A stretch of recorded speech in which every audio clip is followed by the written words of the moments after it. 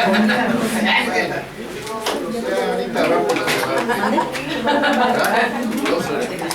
bien, pues me da gusto saludarlos. Vamos a iniciar nuestra clase, pero pues antes vamos a orar, ¿verdad? Poner en manos de Dios esta enseñanza, que el Señor sea el que hable, ¿no? A cada uno de ustedes, que sea de bendición. Entonces, cerramos nuestros ojos, vamos a orar. Padre, en esta hora te damos las gracias, Señor, por este tiempo.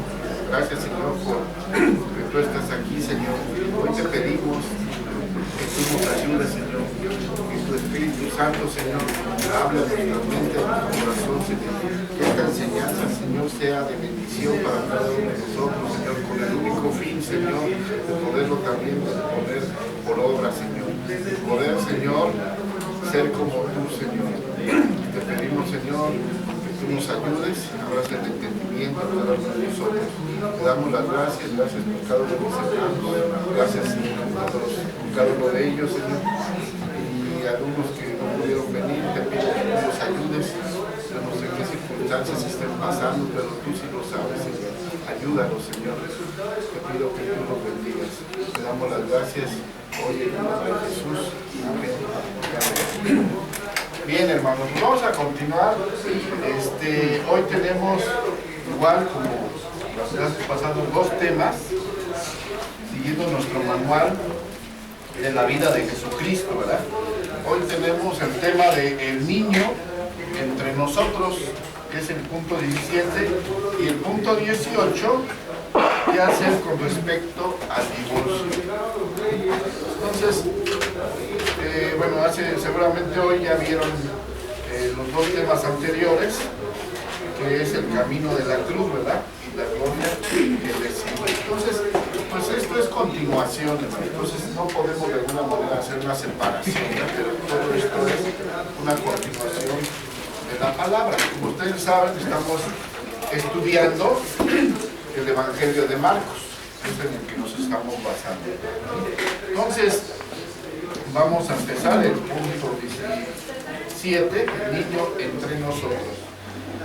Ahorita vamos a ver por qué el niño entre nosotros. Bien.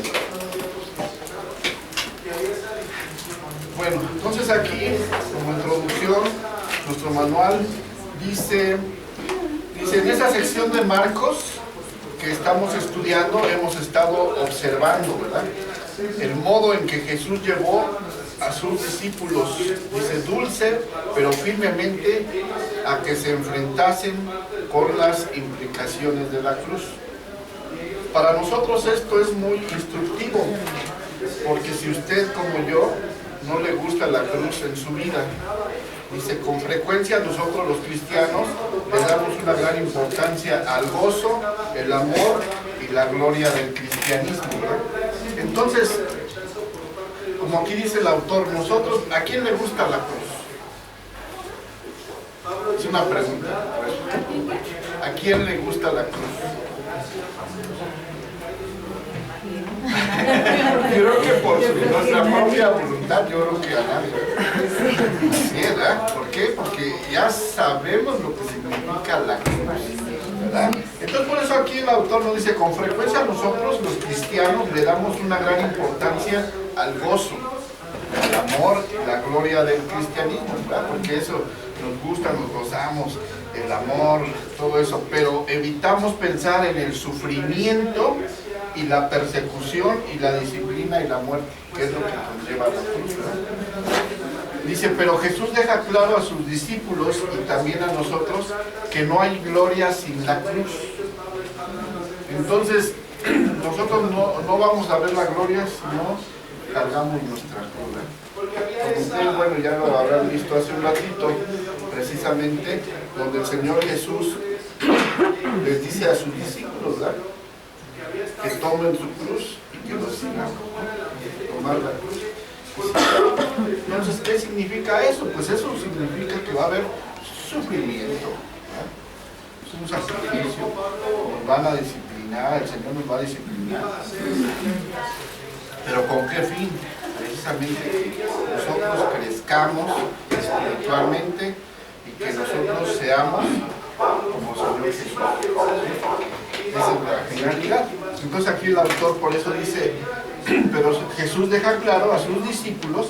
Entonces sabemos que les está enseñando a sus discípulos, pero bueno, esto nos lo deja ver también a nosotros una enseñanza, ¿verdad? Que también nos está enseñando a nosotros, ¿sí? Y que no hay gloria sin la cruz. Dice, si no hay cruz, no hay corona. ¿Ajá? Entonces, ¿qué tan importante es eso? Entonces está hablando de las implicaciones de la cruz. Bien, hoy vamos a ver, vamos a darle continuidad, así como viene el Evangelio de Marcos. Vamos a ver el capítulo 9, versículo 30 hasta el 50, pero nos vamos a ir en partes. Entonces ahorita vamos a ver, si me ayudan ahí en su Biblia, Marcos 9, 30 al 32. Entonces, si nosotros hacemos un recordatorio anteriormente, pues ya el Señor Jesús ya había anunciado con anterioridad a sus discípulos sobre su muerte. Entonces aquí es el segundo anuncio donde el Señor Jesús les vuelve a anunciar su muerte a sus discípulos, ¿sí? Y dice así, habiendo salido de allí, caminaron por Galilea y no quería que nadie lo supiese, porque enseñaba a sus discípulos y les decía, el Hijo del Hombre, ¿quién es el Hijo del Hombre? Jesús.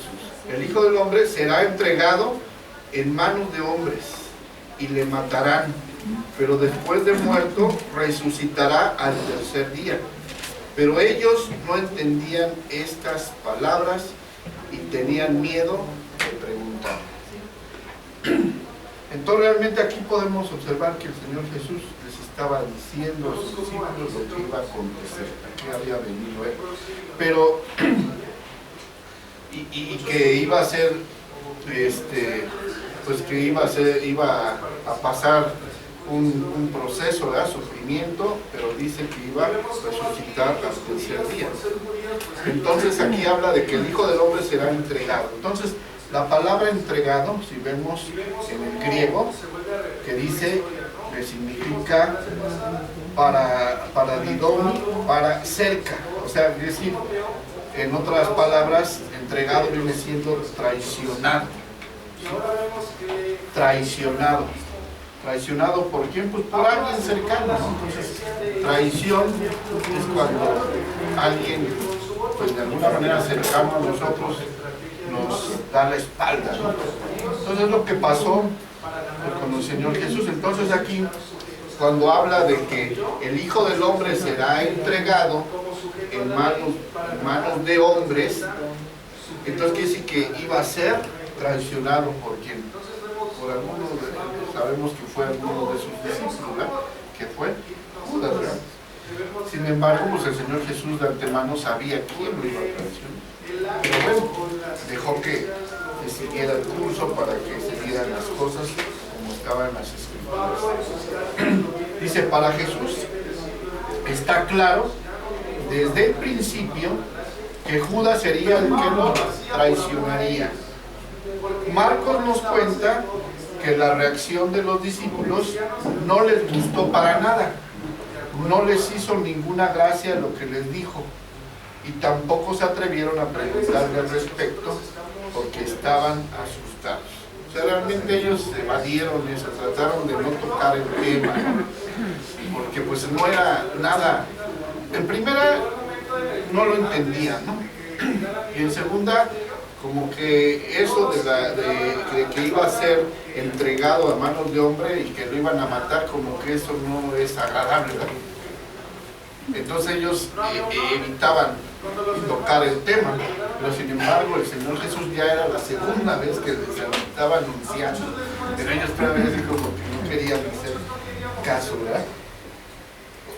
Perdón, todos tenemos en cierta tendencia a esconder la cabeza en la arena en ciertas ocasiones, a pensar que si lo investigamos desaparecerá, pero Jesús hace que se enfrenten continuamente con este hecho ineludible de la cruz, a pesar de que ellos no lo quieren ver, ¿sí?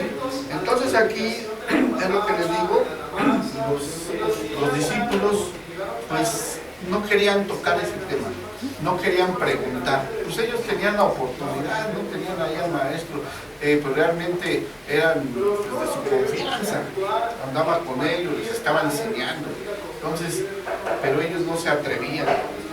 Entonces, si nos vamos aquí a nuestro manual para ver un poquito con más claridad, dice Marcos, estoy en la página 104 por si me quieren seguir, dice en el sexto párrafo, dice Marcos nos cuenta que la reacción de los discípulos es evidente, ¿sí? Adversión no le gustó nada, o sea que esta reacción de los discípulos es evidente y que no les pareció, no les gustó nada, ¿verdad? No les hizo ninguna gracia lo que les dijo y tampoco se atrevieron a preguntarle al respecto sobre este asunto. Dice que estaban pues, asustados, ¿sí? Dice, es fácil leer esto como si tuvieran miedo de que si les preguntaba a Jesús les pudieran reprender, o sea, tenían miedo de que si preguntaban ellos, posiblemente el Señor Jesús les hubiera reprendido con autoridad o a lo mejor corregido, regañado, no sé, ¿verdad? Entonces, ellos tenían así miedo de preguntar. Entonces, el Señor Jesús dice que reprendió con frecuencia a sus discípulos por no tener fe, ¿verdad? O sea, entonces ya los había reprendido, pero por otras situaciones. En este caso dice que porque no tenían fe, porque estaban ahora sí que faltos de fe. Pero sin embargo, ellos no se atrevieron a preguntar sobre este tema, ¿sí? Dice, pero a pesar de que aquellos les intrigaba y de que no entendieron lo que les había querido decir, no le preguntaron sobre ello. Por lo tanto, está claro que lo que hizo que no se atreviesen a preguntar fue su temor a saber más sobre ello, ¿sí? O sea, ¿qué pasa cuando nosotros hay un tema que no nos gusta hablar sobre ello? ¿Qué hacemos? Lo tratamos de así como que ya no quiero que hables de eso, ¿no? Entonces así esto a ellos les estaba trayendo el temor, ¿no? De qué era lo que estaba diciendo el Señor Jesús anunciando sobre su muerte. Entonces, cuando alguien ha suscitado el tema que a usted no le agradaba, ¿ha dicho a usted alguna vez, bueno, no hablemos sobre eso? O si esperaba que hiciese usted preguntas, ¿se ha negado usted porque no quería saber más sobre el tema? Eso era lo que sentían aquellos discípulos en el fondo de su corazón. No querían saber más acerca de aquel tema, ¿verdad? Entonces, aquí lo que pues, nos deja ver es que querían ya ellos evadir esa situación, pero el Señor Jesús les estaba diciendo, ¿verdad? Y ahora sí, continuamos en el versículo 33, ahí enseguida,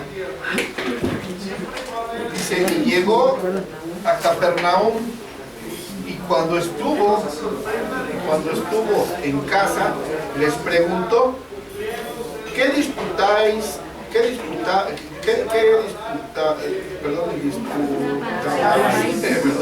entre vosotros en el camino? Dice, mas ellos callaron, porque en el camino habían disputado entre sí quién había de ser el mayor.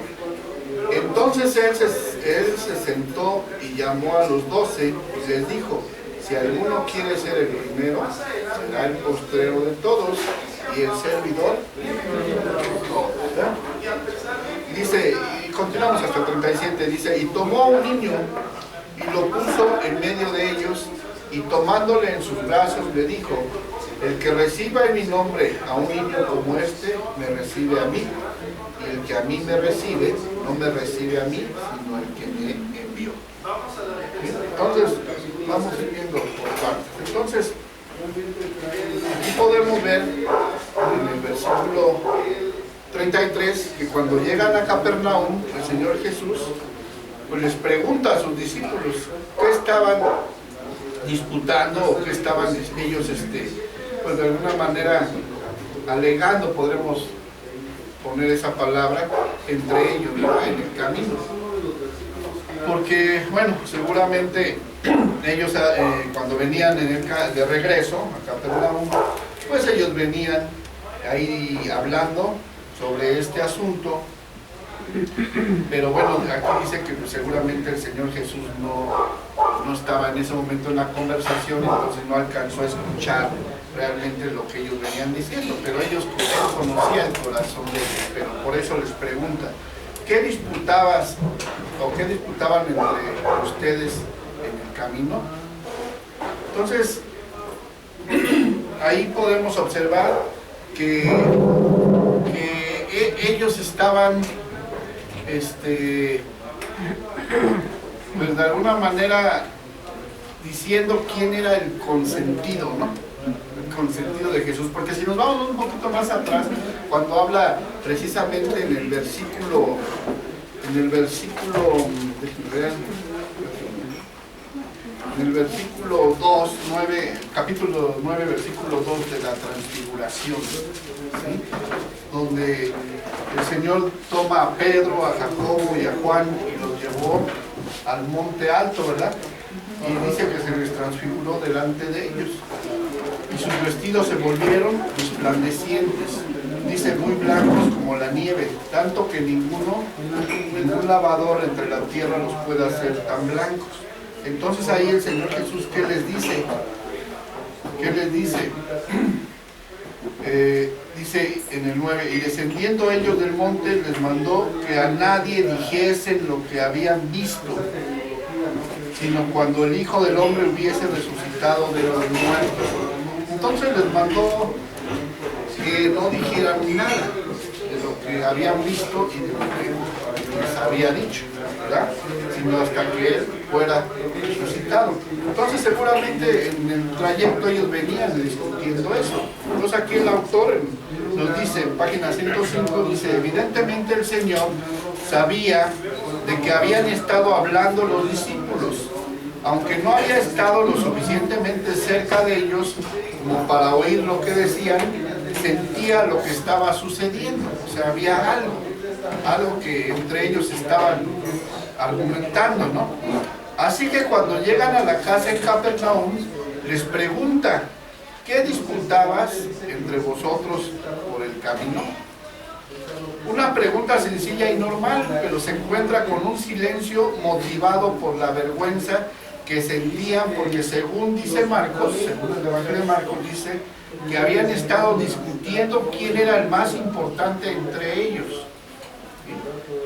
Por alguna razón, eso no parece lo correcto en la presencia de Jesús. Sería maravilloso que siempre fuésemos conscientes de lo que decimos y lo que pensamos. Lo estamos haciendo en su presencia. Estoy seguro de que haría que nos sintiésemos diferentes acerca de muchas cosas. Entonces, ellos estaban disputando quién era el mayor, ¿no? Entre ellos. Entonces, no se nos dice cómo se produjo este argumento. Y dice el autor, tengo la sospecha de que, teniendo en cuenta el contexto, fue ocasionado por los sucesos relacionados con la transfiguración, o sea, lo que les acabo de mencionar, donde les dice, donde llama a Jacobo, Pedro y a Juan, y los lleva al monte y ve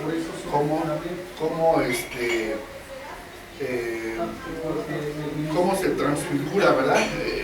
La presencia del Señor Jesús. Entonces ahí dice que seguramente todo eso se derivó de eso. Entonces, cuando regresaron Jacobo, Pedro y Juan, es probable que los otros le preguntasen, ¿verdad? O sea, cuando regresan de ver ese evento de la transfiguración, es probable que los otros discípulos que se quedaron les preguntaran, dinos, ¿qué pasó ahí arriba? Y ellos contestaron, no nos está permitido decir, porque el Señor Jesús les había dicho que no dijera nada. Entonces, ¿Cuántos son los discípulos de Jesús? 12. Dice que subió con 3, se quedaron ¿cuántos? 9, ¿no? Abajo. Entonces cuando ellos regresan, le preguntan, ¿qué pasó? Cuéntanos, ¿no? Como cuando aquí, ¿no? A ver, dinos, ¿qué pasó? Acá, no, cuéntanos lo que queremos saber. No, es que no te puedo decir. ¿Verdad? Entonces así pasó. Entonces, ellos, dice aquí, puede que en esos días puede que más adelante se los podamos contar, pero ustedes que son discípulos corrientes están excluidos, están excluidos de esto por el momento. O sea, el autor maneja estas palabras, estas palabras, donde lo expresa de esa manera para que lo entendamos un poquito, ¿no? Entonces ahí lo que está diciendo Pedro, Jacobo y Juan es que ellos se sentían pues, importantes, porque los había escogido a ellos, ¿sí? Y por eso le dicen, pues lo que vimos allá, lo que nos dijo el Señor Jesús, no se los podemos contar, ¿sí? Posiblemente algún día se lo digamos, ¿sí? Porque ustedes pues, no fueron escogidos porque son discípulos, dice ahí, corrientes, ¿no? Pero no es así, hermano. Sabemos que el Señor no hace excepciones. Sabemos que no nos sientamos. Exactamente, no se vaya a sentir. Entonces, dice, son discípulos corrientes, están excluidos de esto por el momento. Y claro, el argumento no tarda en producirse en cuanto a quién de ellos era el más importante y empezaron a discutir unos con otros.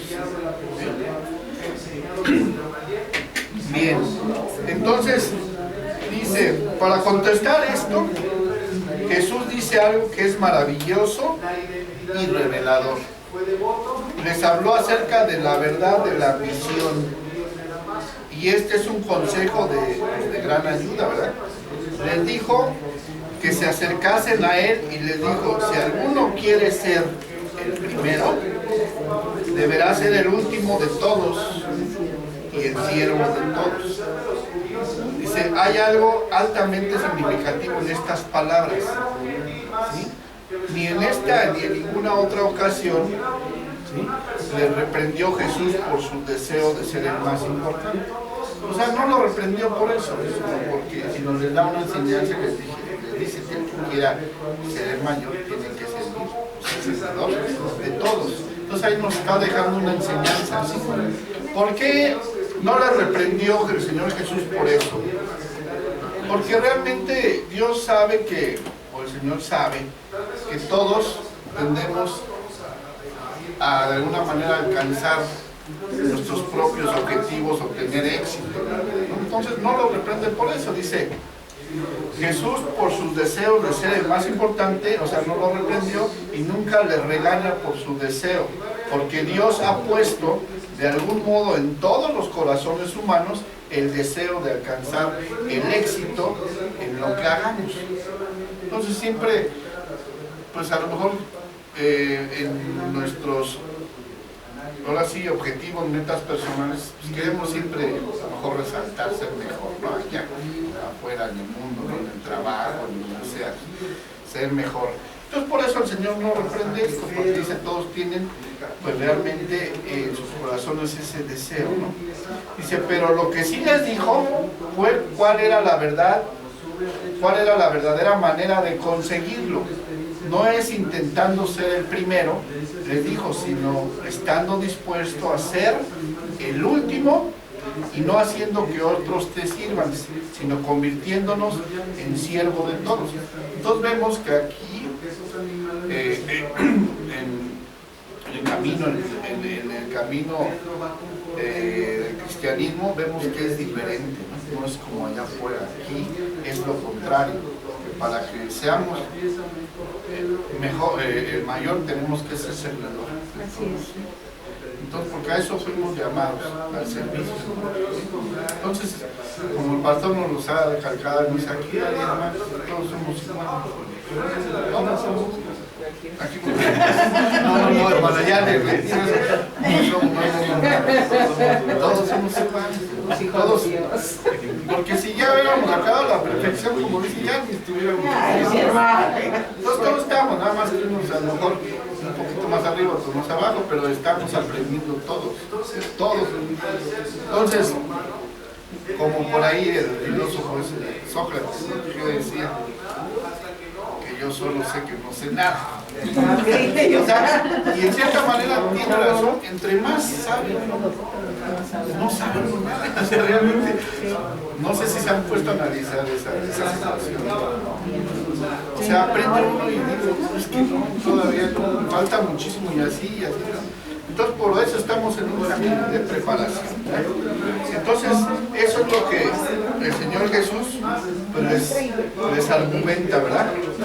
Lo que les está diciendo en realidad es que hay dos clases de grandeza. ¿Sí? Aquí lo dividen dos clases de grandeza.